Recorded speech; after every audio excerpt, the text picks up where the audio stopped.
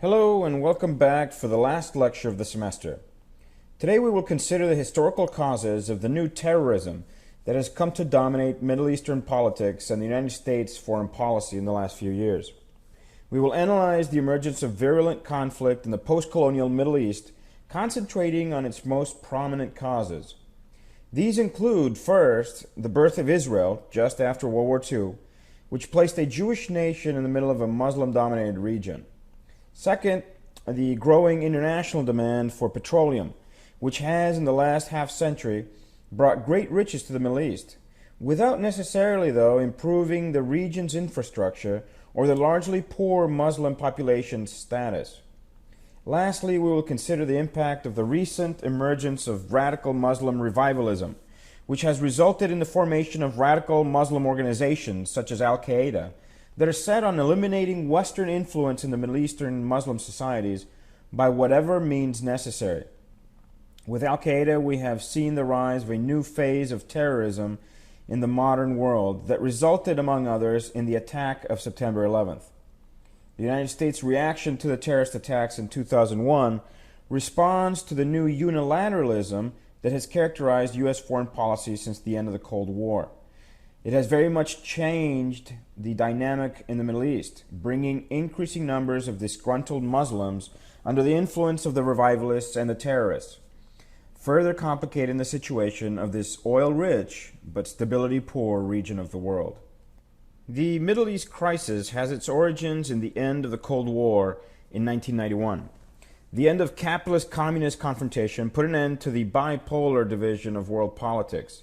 The same was true in the Middle East, as bipolarism was replaced by unipolarism, with the United States as the only superpower. However, the hegemony of the U.S. was soon challenged by the growing influence of the European Union, and especially in the Middle East of OPEC, the Organization of Petroleum Exporting Countries, an allegiance of petroleum-producing countries, mainly Middle Eastern, founded during the Cold War to challenge U.S., European, and Soviet oil price regulation. Starting in the 1970s, OPEC drove petroleum prices up, well aware of the increasing demand for the precious resource. When the Cold War ended and U.S. and Soviet funding in the Middle East dried up, oil revenues became all the more critical in the region. Oil has been both a blessing and a curse for the Middle East. A blessing because it has brought much-needed money to the region. A curse because oil production has brought with it outside interference in local affairs.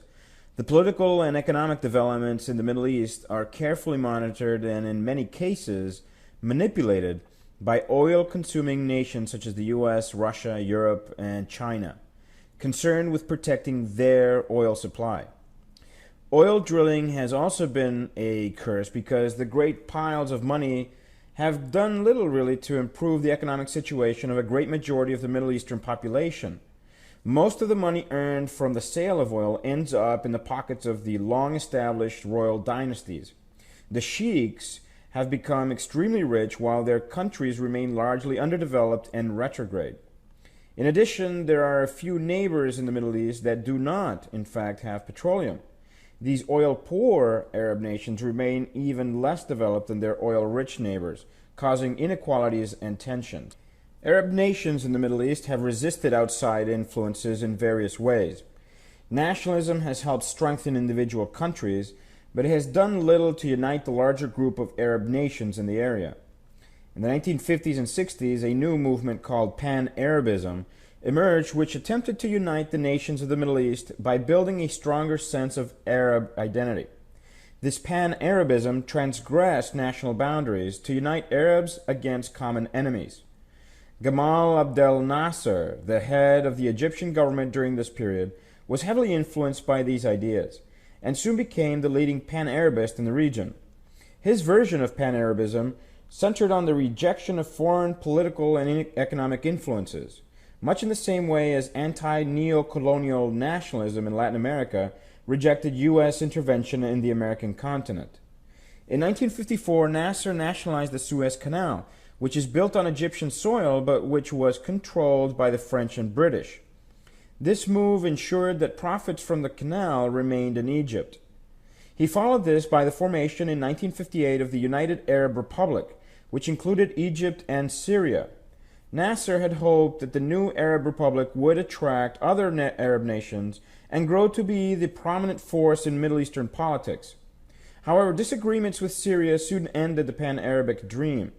The United Arab Republic lasted only 3 years. Yet, even though Pan-Arabism failed to draw Arab nations together, the foundation of Israel as a nation in 1948 succeeded in uniting Arab nations against the new Jewish state.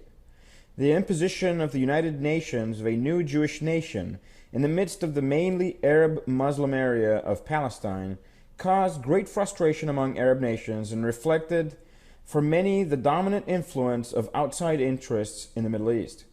The elimination of Israel soon became the center of Pan-Arabic objectives. On 3 different occasions, in 1948, in 1967, and again in 1973, Arab nations united to fight against Israel. However, each time, Israel succeeded in beating back Arab aggression. The Israeli military proved to be quite strong and resilient. Another reason for the successive Arab defeats was the lack of coordination between Arab nations in their attacks against Israel.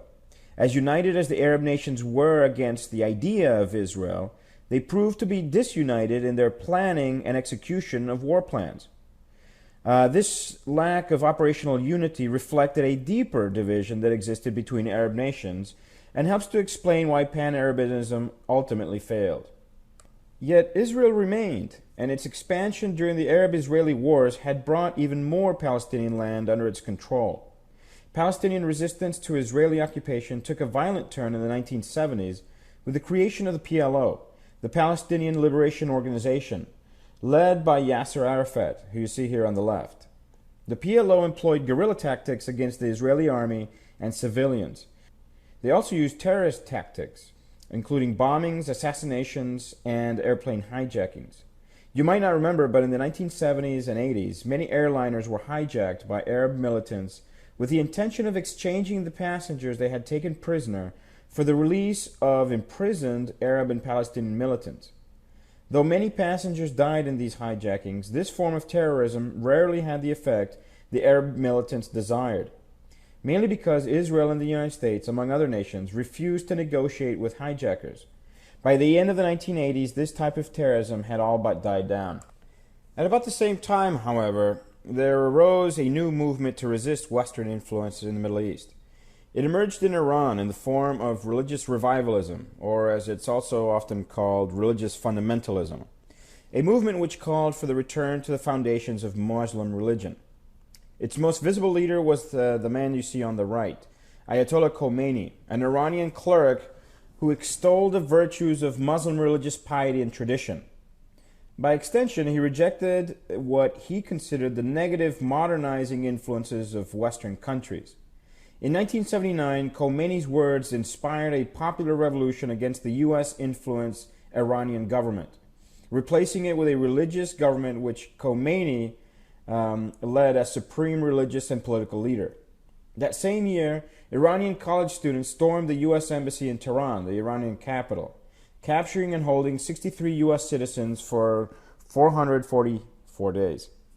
The hostage crisis helped cement the Khomeini-led religious regime in Iran. In many ways, Khomeini's rejection of the modern and glorification of the traditional was a reaction against the increasing economic and political dominance of capitalist Western countries in the Middle East. Yet this rejection of the modern was somewhat paradoxical. The traditional society Khomeini and the Muslim revivalists looked back to for inspiration was the period 300 or 400 years earlier when Arab nations had been quite dominant in world affairs. Yet their dominance was based on strong military and economic power, which was in turn dependent on the use of the modern technological advances of the day. The Arab nations of that period had not rejected modernity, quite the opposite. They had embraced it and utilized it to strengthen their empires. Although the Iranian Revolution remained largely isolated in the Middle East, its neighbors were forced to accept, at least in part, the religious revivalism proposed by Khomeini's regime. Saudi Arabia, for many years a close ally of the United States, has in the last 20 years allowed and even encouraged religious revivalism. The country is ruled by a royal family and has close dealings with the U.S. both elements vehemently opposed by Khomeini and the Iranian revivalists. However, the Saudi rulers have allowed moderate revivalism in an attempt to stem a religious revolution such as the one that overtook Iran in 1979. The strongest influence of the Iranian Revolution has been in encouraging the foundation of smaller revivalist groups such as Hezbollah and Al-Qaeda. Hezbollah has established itself as a dominant influence in Lebanon, north of Israel, from where it has recently carried out guerrilla actions against Israel. For example, the fighting in Lebanon in the summer of 2006 was between Hezbollah and Israeli forces. Al-Qaeda, on the other hand, has taken on a much larger enemy, the U.S. Strongly influenced by Iranian religious revivalism, Al-Qaeda and its most visible leader, Osama bin Laden, issued a fatwa, or religious edict, declaring a jihad, or religious war, on the West and Israel in 1998. In it, one can identify the resistance to modernization and Western dominance I described earlier. The fatwa declaration was soon followed by a series of concerted attacks on U.S. possessions abroad. That same year, Al-Qaeda bombed 2 U.S. embassies in Tanzania and Kenya, killing some 300 people. Al-Qaeda was also responsible for the bombing 2 years later of the USS Cole, an American destroyer anchored in Yemen.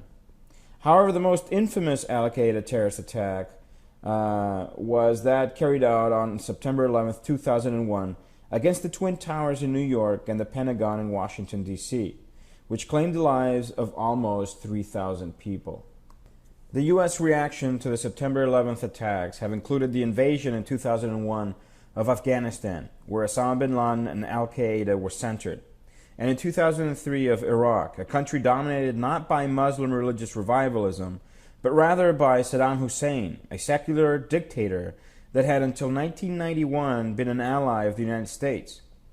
The invasion of Iraq was especially controversial because the U.S. government's justification for the operation, that Saddam Hussein possessed weapons of mass destruction that could be used against the U.S., and that Saddam had connections with Al-Qaeda and actively subsidized them.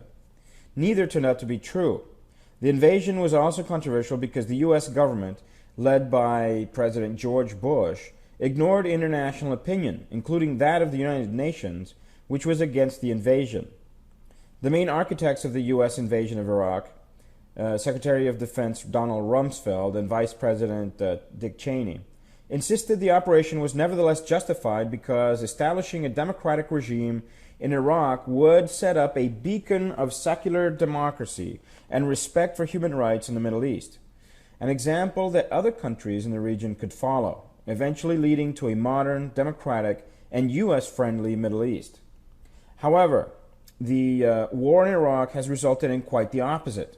Rather than increase the support for the U.S. and Western political values, the war has fomented greater rejection of the U.S., encouraging more and more young men to join the ranks of insurgent groups, some of them with links to Al-Qaeda, that resist the U.S. occupation in Iraq. Al-Qaeda itself, rather than diminish in size, has grown rapidly, with new supporters arising from across the Muslim world. Traditional Middle Eastern allies of the U.S., such as Saudi Arabia, have distanced themselves, at least publicly, from U.S. policies to avoid popular unrest in their countries. It is difficult to find a solution to the Iraqi conflict. The violence and death that accompanies the U.S. invasion and occupation, as well as the continued political instability of Iraq, have effectively alienated great numbers of Iraqis, many of whom doubt democracy can succeed in their country. Furthermore, the U.S. international image has suffered greatly. Only a handful of countries continue to support its foreign policy. Even worse, public opinion in the U.S. has turned against the government's commitment to the war.